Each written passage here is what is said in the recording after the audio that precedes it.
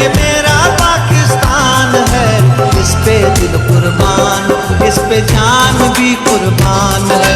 वो इस पे दिल कुर्बान, इस पे जान भी कुर्बान है। तेरा पाकिस्तान है, ये मेरा पाकिस्तान है। तेरा पाकिस्तान है, ये मेरा पाकिस्तान है।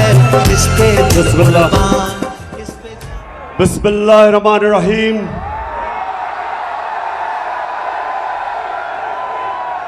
इय्याका नअबुदु व इय्याका नस्तईन। अल्लाह तेरी इबादत करते और मौला सिर्फ तेरे से मदद मांगते हैं। सरगोदा माशाअल्लाह, सरगोदा मैंने कभी नहीं, अभी आता हूं डीजल पे,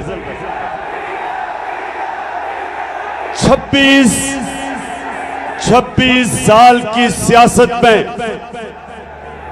मैंने कभी नहीं सोचा था कि सरगोदा में इतनी तादाद में इतने ज्यादा लोग मेरे जलसे पे आएंगे।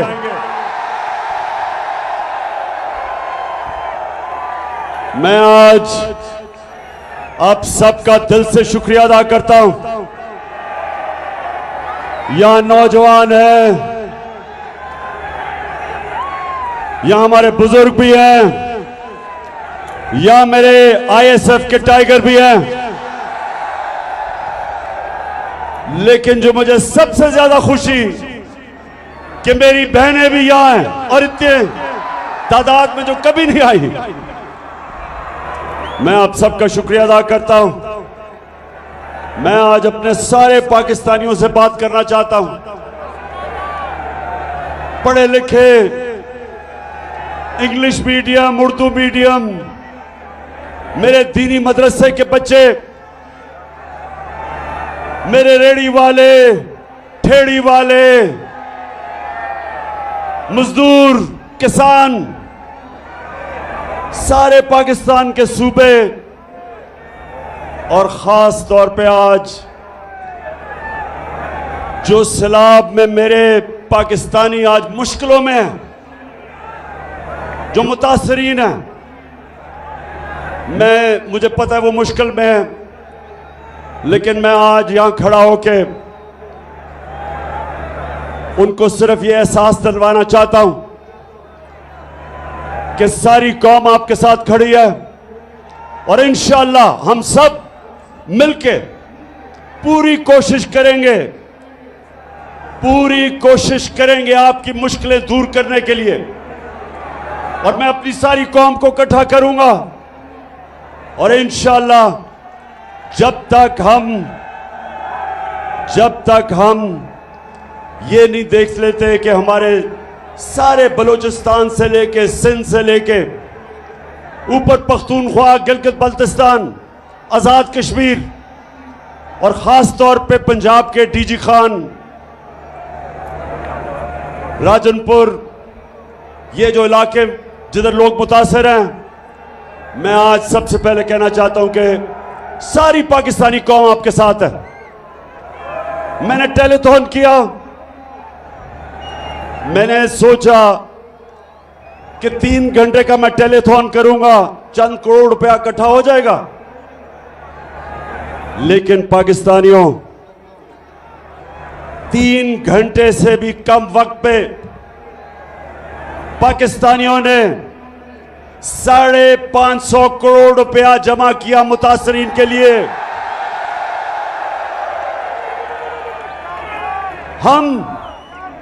हम वो पाकिस्तानी कौम है जिसे खौफ खुदा है, जो नबी सल्लल्लाहु अलैहि वसल्लम की उम्मत है। ये वो कौम है, ये वो कौम है जो समझती है कि अपनी आखिरत को बेहतर करने के लिए हमारे ऊपर ये फर्ज है कि हम उन लोगों की मदद करें जो मुश्किल में हैं। और मुझे इतना फख्र हुआ सरगोदा, मुझे इतना फख्र हुआ कि मेरे बैरून मुल्क पाकिस्तानियों ने जिस तरह दिल खोल के पैसा दिया, 550 करोड़ रुपया सिर्फ 3 घंटे के वक्त में उन्होंने पैसा जमा कर दिया। और मुझे इतने पैगाम आए कि इमरान खान हम कोशिश करना चाहते थे, लेकिन वो लाइनें सारी भरी हुई थी, ब्लॉक हुई थी। और मुझे आहिस्ता आहिस्ता अंदाजा हुआ कि अगर हमारे पास वक्त होता और वो टेलीफोन लाइंस खुली होती तो 5.5 अरब रुपया मजीद और जमा हो जाता। लेकिन फिक्र ना करो, मैं इंशाअल्लाह अब ये पैसे भी इकट्ठे करूंगा। प्रोग्राम बना रहा हूं कि किधर किधर हमने सबसे ज्यादा जरूरत है और पैसा खर्च करें। और मैं अपनी सारी कौम को भी आज दावत देता हूं कि जो भी मदद करना चाहे दुखी इंसानियत की, तो इंशाल्लाह हम एक कंट्रोल रूम बनाएंगे और जो हमें कॉल करेगा हम बताएंगे कि ये फलानी जगह है, डीजी खान उधर अब मदद कर सकते हैं, या सिंध के अंदर, सिंध में तो सबसे ज्यादा नुकसान हुआ, तो उधर हम लोगों को भी बताते रहेंगे कि कैसे हम अपने जो सैलाब मुतासरीन हैं इनकी मदद कर सके।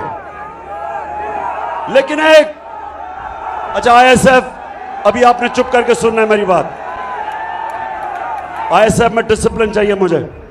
अच्छा जी, अब मैं वो इलेक्शन कमिश्नर सिकंदर सुल्तान, अगर ये सुन रहे हो तो तुम्हें पहली दफा अंदाजा हुआ कि फॉरेन फंडिंग क्या होती है।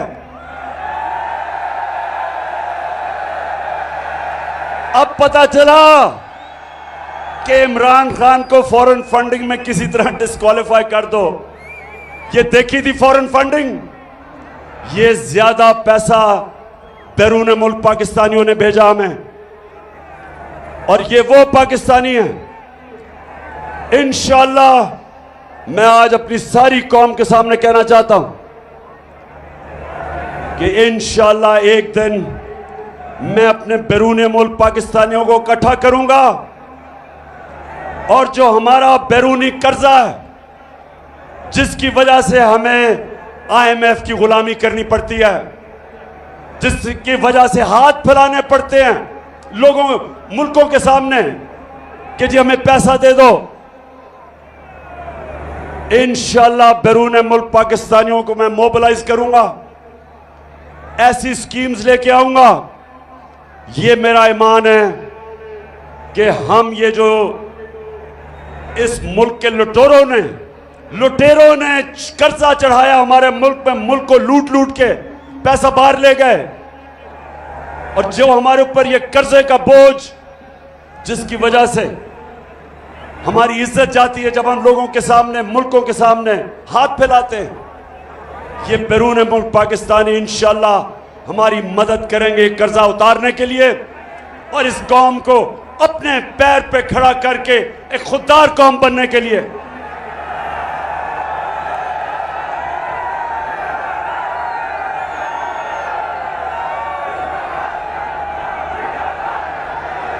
पाकिस्तानियों और सरगोदा के बाशऊर मेरे शहरियों, वैसे मैं कभी नहीं समझता था इतनी तादाद में सरगोदा के लोग निकलेंगे।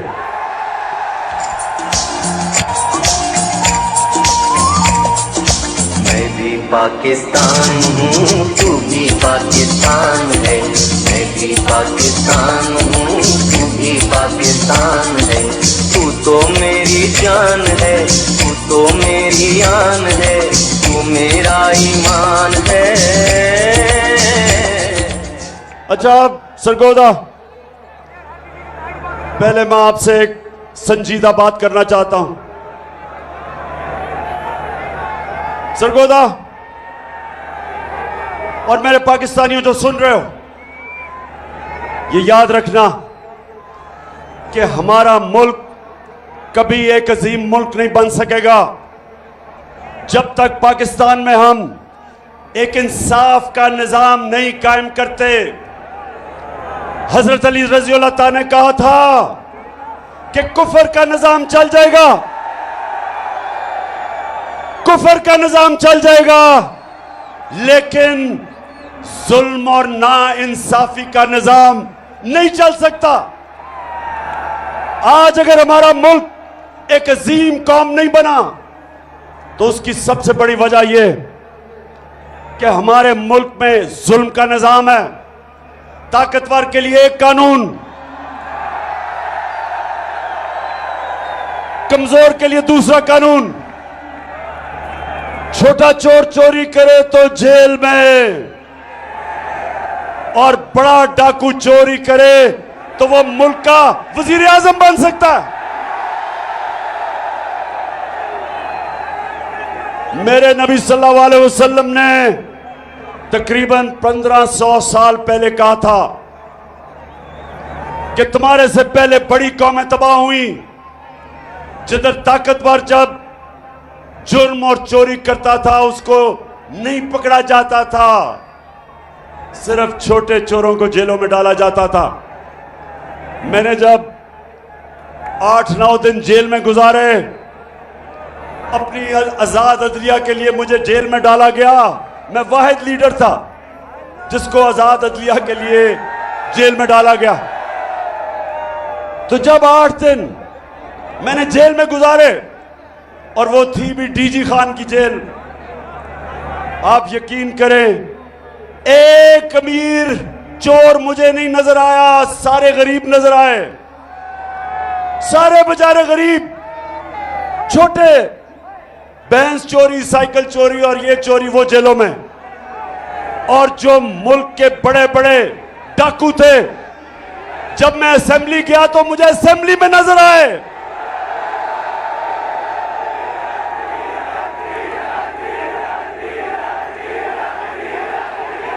बिल्कुल ठीक कह रहे हो। उन लुटेरों में से एक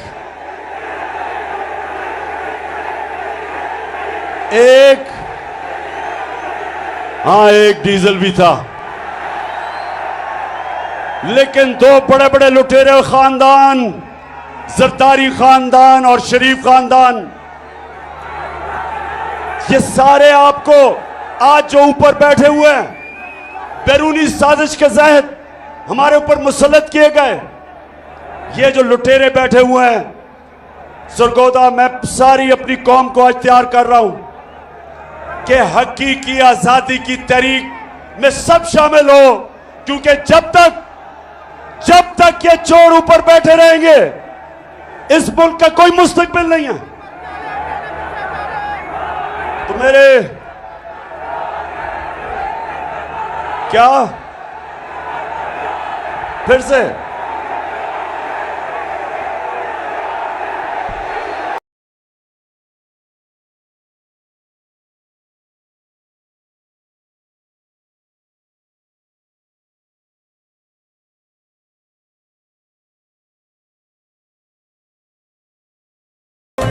अच्छा सरगोदा, बैरूनी साजिश हुई, अमेरिका को अपने गुलाम चाहिए थे, चेरी ब्लॉसम जूते पॉलिश करने वाला हाजिर हो गया, साथ डीजल तो पहले ही तैयार बैठा था, और उसके बाद जो इस वक्त इस मुल्क की सबसे बड़ी बीमारी जरदारी की पता क्या बीमारी है? जरदारी की बीमारी यह है कि वो जब नोट देखता है ना, वो पैसे देखता है, उसका जिस्म, उसकी कांपें टांगनी शुरू हो जाती है, उसकी मूछें ऊपर नीचे जानी शुरू हो जाती है, उसको बीमारी है। उसको यकीन, मैं आपको यकीन बनाऊं, उसको पता भी नहीं कि 30 साल में उसने कितना पैसा चोरी किया पाकिस्तान का और मुल्क से बाहर ले गया, लेकिन अभी भी बीमारी है, चला जाता नहीं है, लेकिन पैसे के पीछे अभी भी जान देने के लिए तैयार है। तो ये तीनों इकट्ठे हो गए, मिल गए, इनके साथ और साजिशी बैठे हुए थे पाकिस्तान में, बैरूनी साजिश, इन चोरों को हमारे ऊपर मुसल्लत किया गया और इन्होंने कहा कि अब इमरान खान की सियासत खत्म, अब ये फिर से हम इनके बच्चों की नीचे हम इनकी गुलामी करेंगे। लेकिन कुरान में अल्लाह कहता एक प्लान इंसान बनाता है और एक प्लान अल्लाह बनाता है, और कामयाब सिर्फ एक प्लान होता है अल्लाह का। अल्लाह का प्लान ही कुछ और था। अल्लाह ने लोगों के दिल मोड़े। कौम जिस तरह अब निकल रही है, लोग तो यहां मिठाइयां बांटते थे जब गवर्नमेंट जाती थी, तो जिन्होंने साजिश की थी वो हक्के बक्के रह गए, कौम सड़कों पे आ गई, खुद निकलना शुरू हो गए।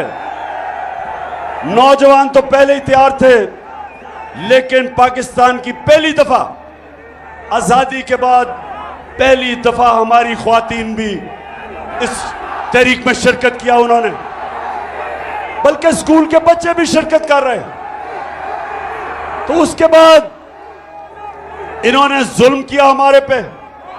25 मई को इन्होंने हमारे पे जुल्म किया। इन्होंने पुलिस और रेंजर्स ने फैमिलीज के ऊपर, ख्वातीन के ऊपर इन्होंने जिस तरह की शेलिंग की, खौफ फैलाया, FIRs काटी मेरे ऊपर। मैं तो भूल ही गया हूं कितनी FIR है, कोई 17 तो कट चुकी है। इन्होंने समझा कि अब ये डर के बैठ जाएंगे। इनको बताया गया कि ये तो जी मम्मी डैडी हैं, ये तो खड़े ही नहीं हो सकते। तो पहला झटका पड़ा इनको जब 17 जुलाई को पंजाब का इलेक्शन आया, बाय इलेक्शन। हर हरबा इस्तेमाल किया। इलेक्शन कमीशन ने पूरा जोर लगाया, धांधली के रिकॉर्ड तोड़े, पुलिस का इस्तेमाल किया। इस सब के बावजूद हमजा कुकड़ी को फारग करना पड़ा। अब जब ये इलेक्शन हार गए,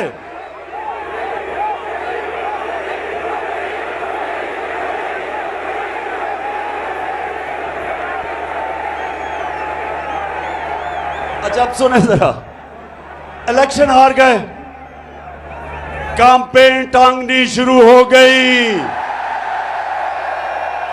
खौफ आना शुरू हो गया कि अगर इलेक्शन करवाएंगे तो फिर क्या होगा। 2/3 अक्सरियत इनके सामने आनी शुरू हो गई। इन्होंने फिर एक और प्लान बनाया। सरगोदा पता क्या प्लान बनाया? किसी तरह इमरान खान को फारिग किया जाए, किसी तरह इसको इलेक्शन से टेक्निकली नॉकआउट किया जाए, क्योंकि इनको ये तो समझ आ गई कि इलेक्शन के अंदर तो इनसे जो होगा वो पंजाब के बाय इलेक्शन से भी बुरा होगा। तो तब साजिशें दूसरी शुरू हुई। पहली साजिश थी हुकूमत कराने की, दूसरी साजिश शुरू हो गई कि इमरान खान को रास्ते से हटाया जाए। एक ये भी मंसूबा बना, बंद कमरों में फैसला हुआ, बंद कमरे में, कि इमरान खान को मुकम्मल तौर पे साइड पे कर दिया जाए। अल्लाह का करम है, मुझे पता चल गया। मैंने एक टेप बनाई हुई है, महफूज जगह पे रखी हुई है। उन 4 लोगों के नाम मैंने लिखे हैं जो उस साजिश में मुलव्विस थे, कि अगर मुझे कुछ हुआ तो मेरी कौम उन 4 को नहीं छोड़ेगी। सितम के कोहे गरा रूई की तरह उड़ जाएंगे। फिर वो जो इनका पालतू इलेक्शन कमिश्नर, उसको कहा कि इसको इमरान को डिस्क्वालीफाई किया जाए। फॉरेन फंडिंग, और फॉरेन फंडिंग तो देख ही लिया थी परसों रात को कि फॉरेन फंडिंग होती क्या है। और उसके बाद तोशाखाना, और इंशाअल्लाह मैं चैलेंज करता हूं कि तोशा खाना का केस सुना जाए, ओपन हेयरिंग में सुना जाए, और जब मेरा केस सुना जाए, और मुझे पता है कि उस केस में ये जो कोशिश कर रहे हैं ये जलील होंगे, लेकिन मैं चाहता हूं उसके बाद हर कोई जिसको तोशा खाना से गिफ्ट्स मिली हैं सबका सुना जाए, जरदारी का भी, शरीफ का भी, यूसुफ रजा का भी, और सारी कौम को पता चल जाएगा, दूध का दूध पानी का पानी हो जाएगा। वो हो गया दो। फिर काबे से सब बुत उठवाए जाएं। फिर इन्होंने एक और चीज सोची कि किसी तरह इमरान खान को जेल में डाला जाए। पहले इन्होंने, अब ये जरा सुने, 27वीं रमजान को सुने, जरा ऐसे गौर से सुनो। 27वीं रमजान को हम शब दुआ बना रहे थे, हम अल्लाह से दुआ मांग रहे थे अपने मुल्क के लिए। हमें क्या पता था कि उस दिन चेरी ब्लॉसम और ये अपनी टीम लेके मदीना चला जाएगा, हमें तो पता ही नहीं था। जब शब दुआ खत्म हुई तो पता चला कि मदीना में इनको चोर चोर के नारे लग गए।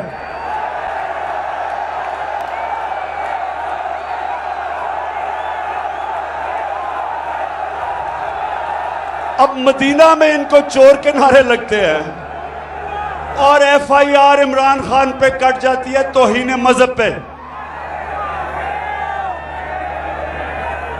और मेरे पे और हमारे कई लीडर्स पे छप तौहीन मजहब की FIR कट जाती है। मदीना में नारे कोई लगाता है, FIR हमारे पे कट जाती है। फिर सुने, फिर क्या होता है? मैं अपना, मेरा जो चीफ ऑफ स्टाफ था शहबाज गिल, उसको पहले अगवा कर लेते हैं, फिर उसके ऊपर तशद्दुद होता है, नंगा करके उसके ऊपर तशद्दुद किया जाता है, जिनसी तशद्दुद किया जाता है। और मैं तो सिर्फ ये कहता हूं, मैं ये कहता हूं कि जो लोग जिम्मेदार थे, जिन्होंने ये तशद्दुद नहीं रोका, उनके ऊपर कानूनी कार्रवाई की जाएगी, कानूनी कार्रवाई की जाएगी। उसके ऊपर मुझे दहशतगर्द बना देते हैं, दहशतगर्दी का केस कर देते हैं। सारी दुनिया के अंदर पाकिस्तान का मजाक उड़ता है। कभी मैं दुनिया के अखबारों में फ्रंट पेज पे नहीं आया। ये जो मेरे ऊपर दहशतगर्दी का FIR काटते हैं और मुझे पकड़ने भी आ रहे थे, सिर्फ एक वजह से कि किसी तरह इमरान खान को रास्ते से हटाया जाए,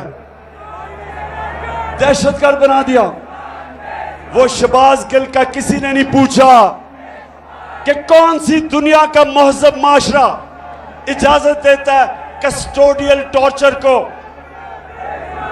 उस बेचारे कैसे जो करते हैं, उसका जो ज़हनी दबाव उस पर पड़ता है। तस्वीरें उसकी चल रही हैं सोशल मीडिया पे, जो जुल्म किया जाता है उससे।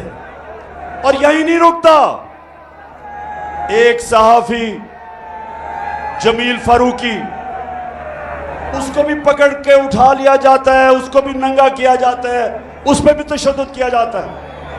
और फिर हमारा सिंध का ऑपोजिशन लीडर हलीम आदिल शेख, उसके ऊपर 27 FIR काटी जाती हैं।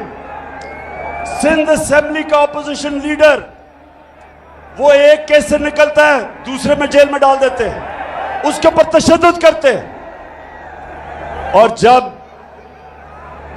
जब सारी कौम ये जब तमाशा देखती है और इंसाफ मांगती है, तो ये नून लीग वाले कहते हैं कि इमरान खान को डिस्क्वालीफाई करना चाहिए। नून लीग वाले बड़े गौर से सुन लो, तुम ये जो कहते हो कि इमरान खान को डिस्क्वालीफाई किया जाए, क्योंकि नवाज शरीफ को किया गया। मुझे मेरे ऊपर केस बनाया जा रहा है किस चीज का? दहशतगर्दी का। क्यों? क्योंकि मैं कहता हूं कानूनी कार्रवाई की जाए उनके खिलाफ जिन्होंने ये तशद्दुद नहीं रोका। अब नवाज शरीफ के ऊपर क्या था, जरा गौर से ये मैं आपको वीडियो दिखाऊंगा, जरा ये वीडियो देखना।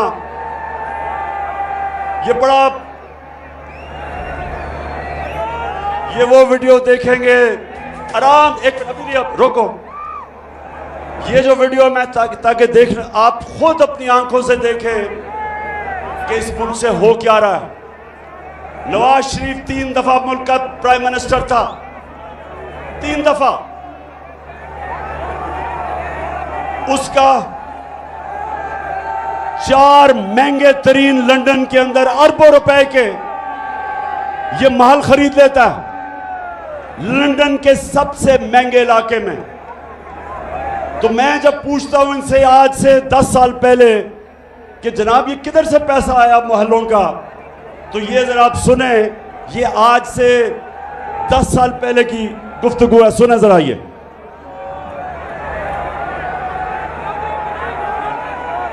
प्रॉपर्टी आप ले सकते हैं क्योंकि आपने मे फेयर के अंदर जो आपकी 4 अपार्टमेंट्स हैं उनकी 1 अरब से ज्यादा, 1 अरब रुपए से ज्यादा उनकी कीमत है।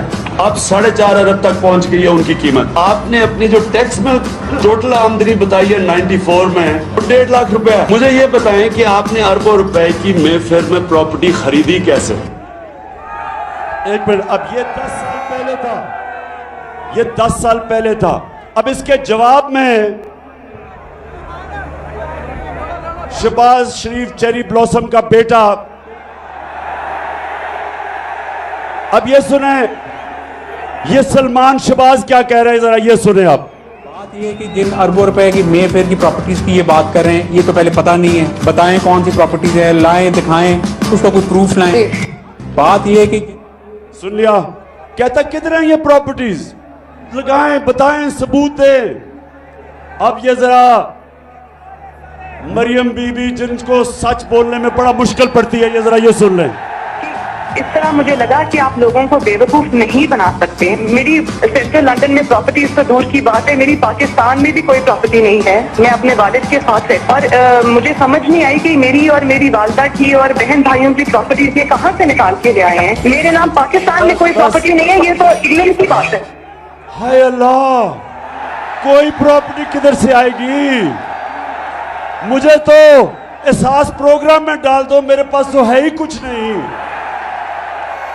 मरियम बीवी, वैसे मैं ये बताऊं, जितने सीधे मुंह से आप झूठ बोलती है मैंने कभी किसी को नहीं सुना। अच्छा जी, आप जरा अब ये सुन लिया आपने। अब ये थी चीजें आज से 8 साल पहले, ये जब कोई प्रॉपर्टी नहीं है।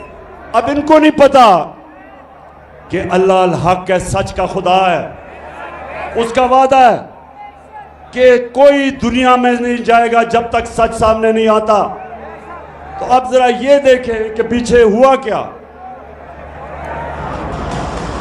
नवाज शरीफ, मरियम नवाज, हसन नवाज और हुसैन नवाज के बैरून मुल्क खुफिया असासों का इंकशाफ। पनामा लीक्स ने बैरून मुल्क खुफिया दौलत का भांडा फोड़ दिया।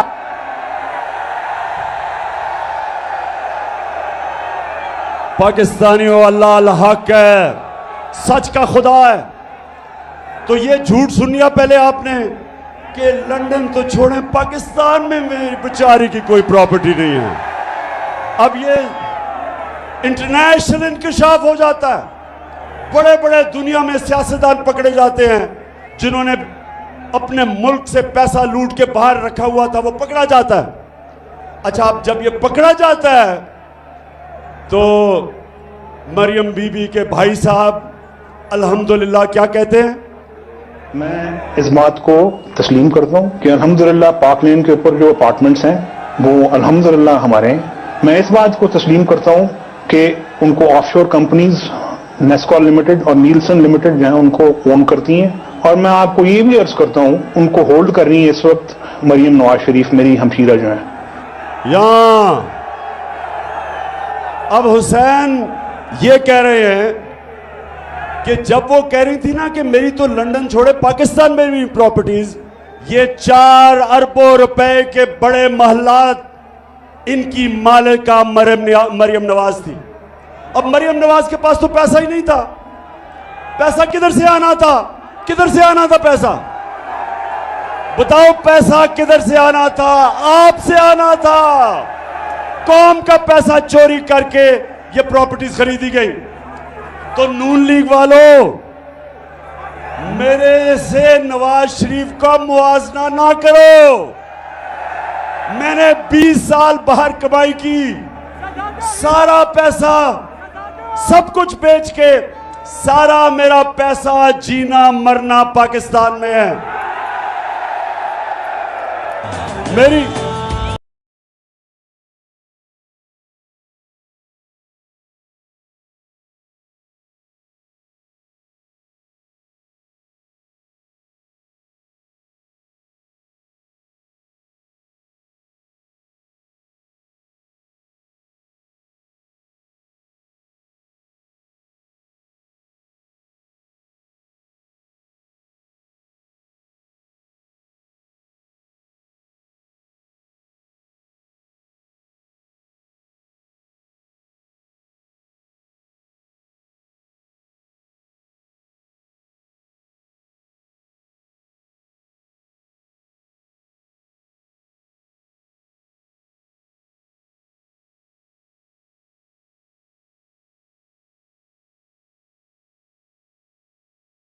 अच्छा जी, अच्छा अब एक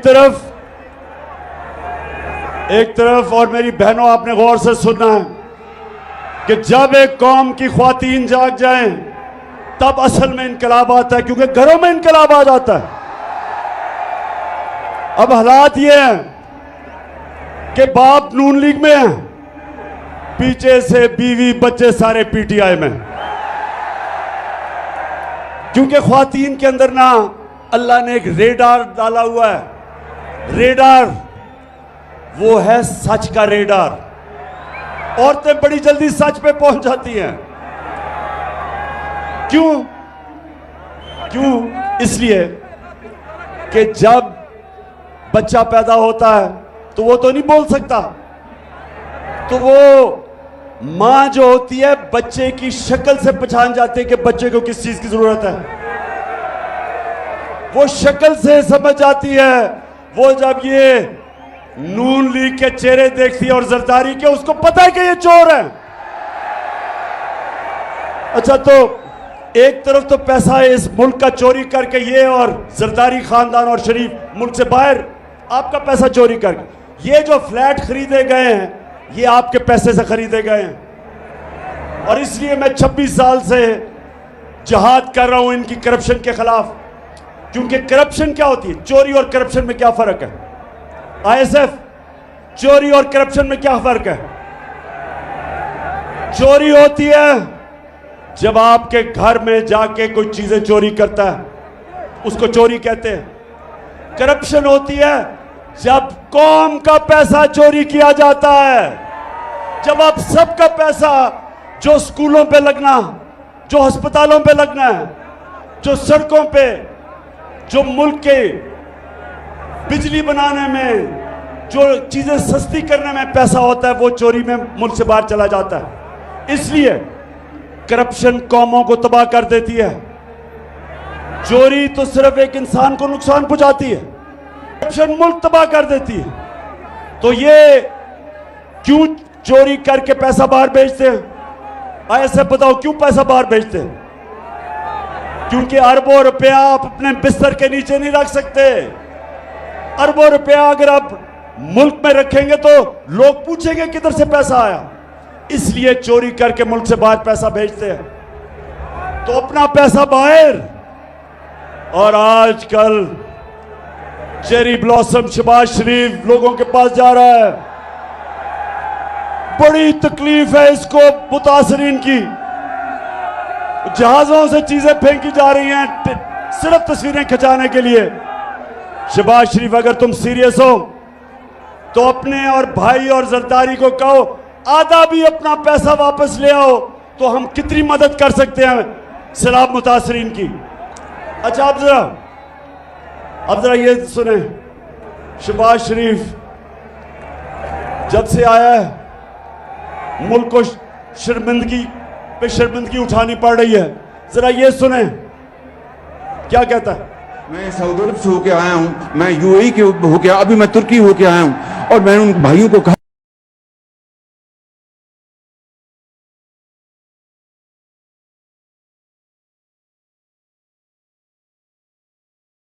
कि आप हमारे बड़े अजीम भाई हैं, हमेशा आपने हमारी मदद की।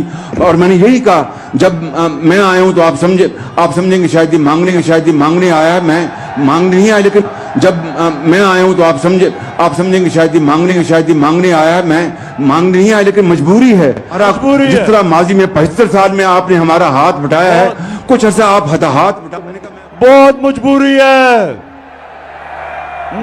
है क्योंकि हम सारा पैसा चोरी करके बाहर ले गए हैं, तो अब मजबूरी है। तो खुदा के वास्ते पैसा दे दे।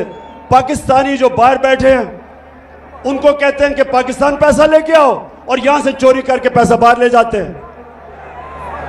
नौजवानों, कोई मुझे बताएं, आज मुझे कोई दुनिया का सरबराह बताएं, बनाना रिपब्लिक्स का नहीं, जो कि मुल्क तरक्की याफ्ता मुल्क है, मुझे एक सरबराह बताएं जो पॉलिटिक्स कर रहा है अपने मुल्क में और उसका पैसा भी बाहर पड़ा है, उसके बच्चे अरबों रुपए के घरों में रहते हैं, और जब उनसे पूछें कि पैसा किधर से आया था घर खरीदने का, तो कहते हैं हम तो जवाबदेही नहीं, हम तो पाकिस्तान के शहरी नहीं हैं।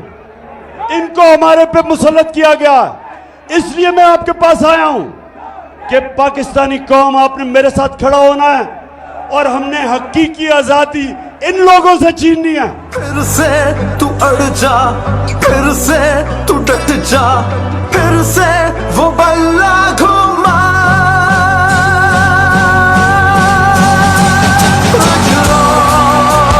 कदम बढ़ा,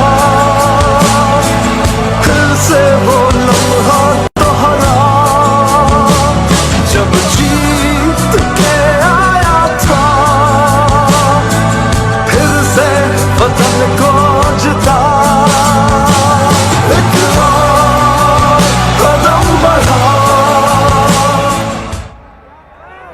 सरगोदा, अब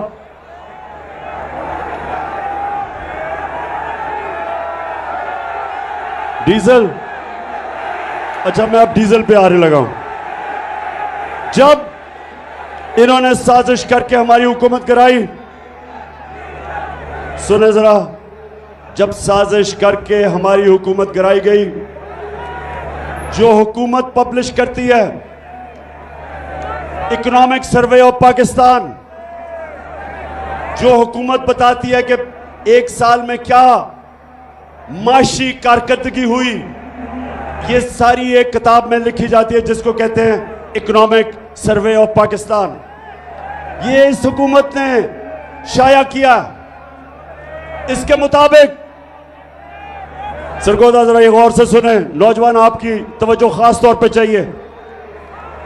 ये कहते हैं इसके मुताबिक कि पिछले 2 साल में, जो हमारे 2 आखिरी साल थे, पाकिस्तान की जो माशी तरक्की थी, तीसरे साल में 5.6% और चौथे साल में 6%। 17 साल के बाद ये पाकिस्तान की बेहतरीन इकोनॉमिक परफॉर्मेंस हुई थी। हमारी माशी कारकर्दगी 16 साल के बाद हुई इस सतह पे। कोरोना के बावजूद, जिसने सारी दुनिया में तबाही मचाई, हमारी एक्सपोर्ट्स, जिससे मुल्क में असल तौर पे दौलत में इजाफा होता है, वो रिकॉर्ड पे थी। बैरून मुल्क पाकिस्तानियों ने जो रेमिटेंसेस भेजी, वो रिकॉर्ड थी। हमारी जो टैक्स कलेक्शन, जो हम आपके ऊपर खर्च कर सकते थे, वो रिकॉर्ड थी। हमारी 4 फसलें 2 साल रिकॉर्ड पैदावार हुई। हमारे किसानों के पास सबसे ज्यादा पैसा आया पिछले 2 सालों में, और हमने इसके बावजूद कि हम IMF के प्रोग्राम में थे, हमने पूरी कोशिश की कीमतें नीचे रखने की। जो हमारे दौर में महंगाई थी, जिसको कहते हैं SPI सेंसिटिव प्राइस इंडेक्स, जो आम आदमियों के लिए महंगाई होती है, जो खाने पीने की चीजें, बिजली, गैस वगैरह, हमारे दौर में वो था 17 से 18%। आज आप जानते हैं वो कितना है महंगाई, 4 महीनों में किधर से किधर गई। हम जब छोड़ के गए थे तो 17 और 18% के बीच में थी। सरगोदा आज 45% से ऊपर चली गई है। 3 गुना महंगाई बढ़ गई है।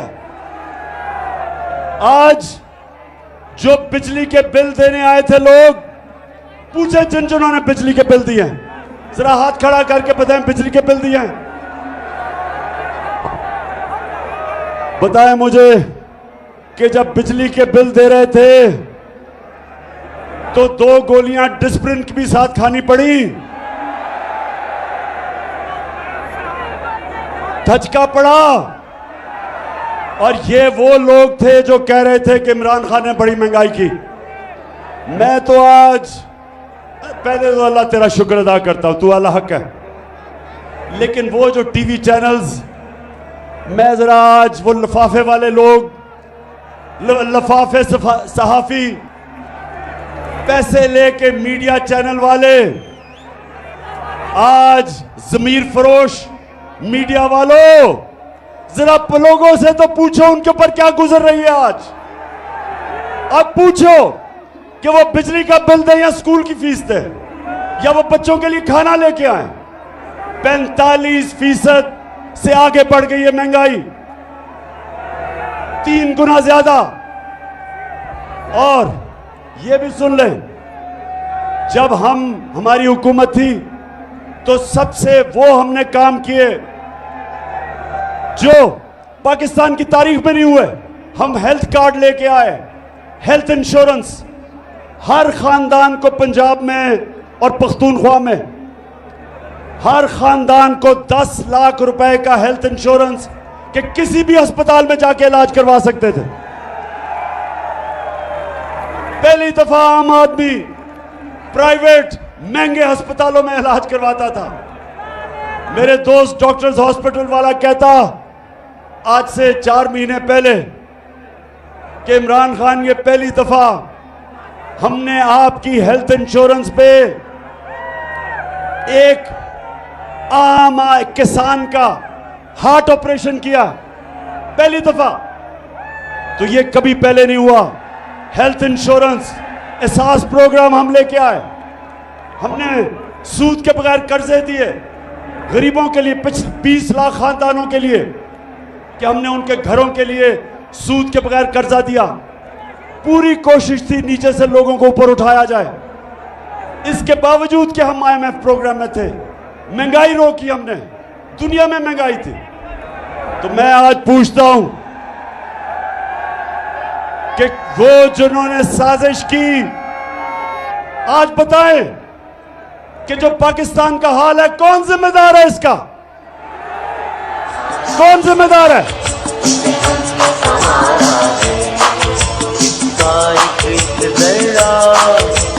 जान से प्यारा है इसका एक जरा, हमें जान से प्यारा है।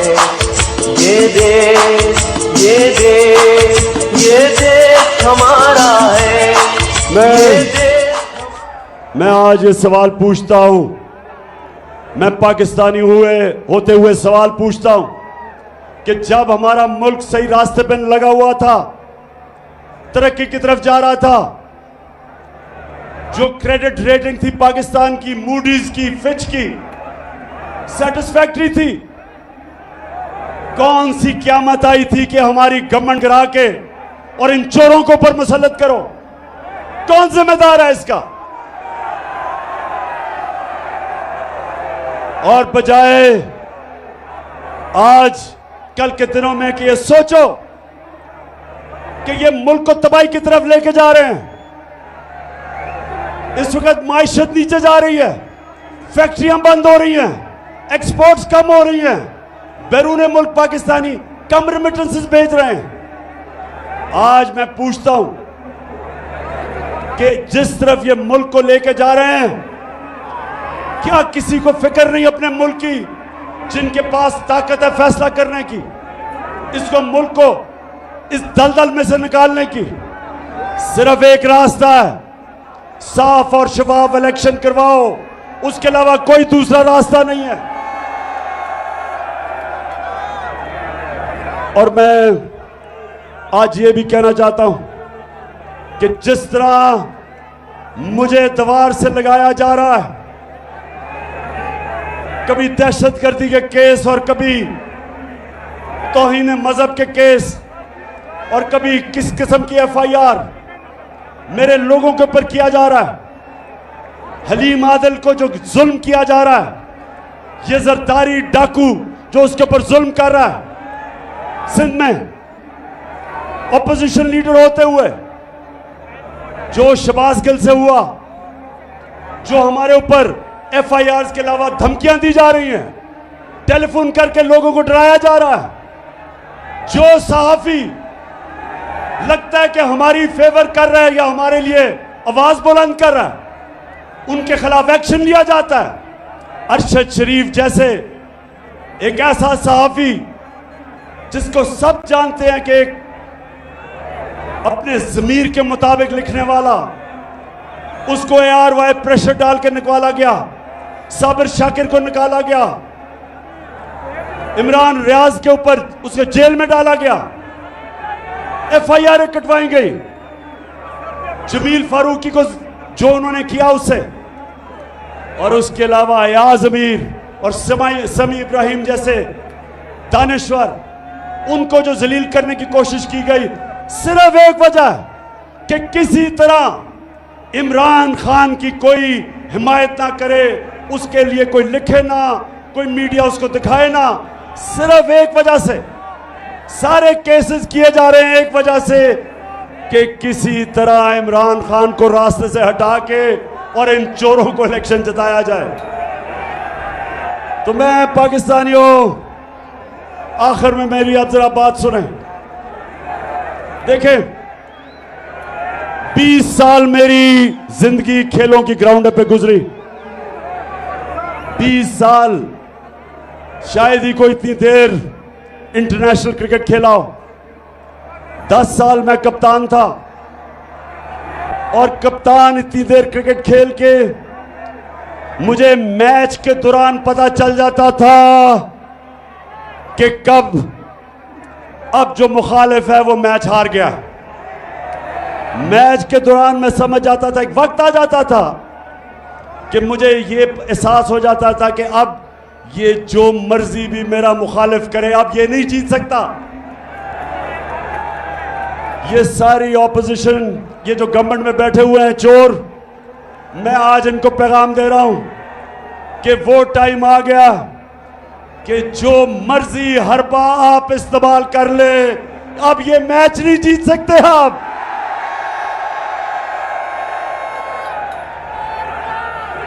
मैच अब एक ही तरफ जाएगा। जितना आप दबाएंगे मेरी पार्टी को, उतना ज्यादा ऊपर उठेगी।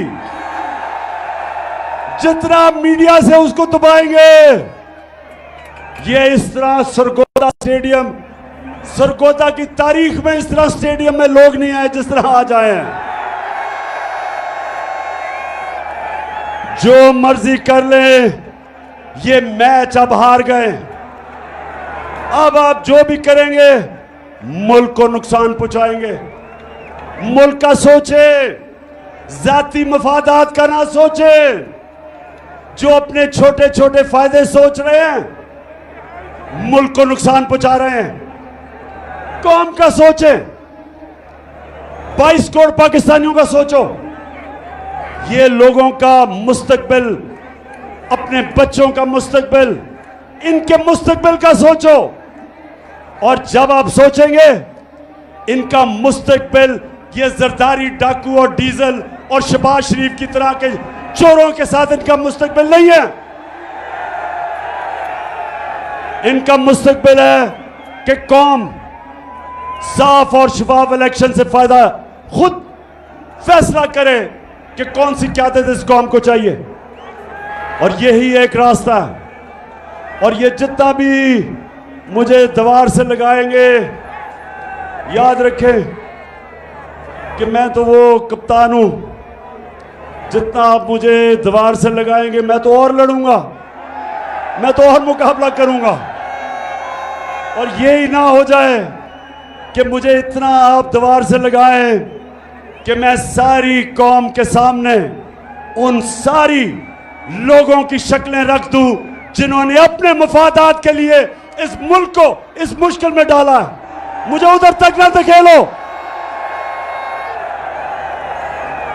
4 महीने से मैं सब्र कर रहा हूं, मैं अपने मुल्क के लिए सब्र कर रहा हूं। मेरे लिए इस वक्त कौम मेरे साथ खड़ी है। गिलगित बल्तिस्तान में तहरीक इंसाफ, पख्तूनख्वा में तहरीक इंसाफ, पंजाब में, आजाद कश्मीर में, तो मैं जब चाहूं इस्लामाबाद को बंद कर सकता हूं, लेकिन अपने मुल्क के लिए नहीं कर रहा, माशी हालात की वजह से नहीं कर रहा। और अब सैलाब आ गए, लेकिन मैं फिर से आखिर में कहता हूं, मुझे उधर तक ना धकेलो। मैं वो हूं, वो जितना आप कोशिश करेंगे मुझे प्रेशर में लाके, डरा के, धमका के, FIRs काट के, मैं उतना और जोर से आपका मुकाबला करूंगा। सरगोदा, मैं आपको आज दिल से शुक्रिया अदा आपका करता हूं, जो आज आपने जिस जुनून से यहां इस गर्मी में आप आए। मैं अपनी सारी सरगोदा की टीम, आमिर कियानी प्रेसिडेंट यहाँ के, और जितने मेरे MPs, मेरी टीम, मैं आज आप सबको मुबारक देता हूं जबरदस्त जलसे की। पाकिस्तान जिंदाबाद। अल्लाह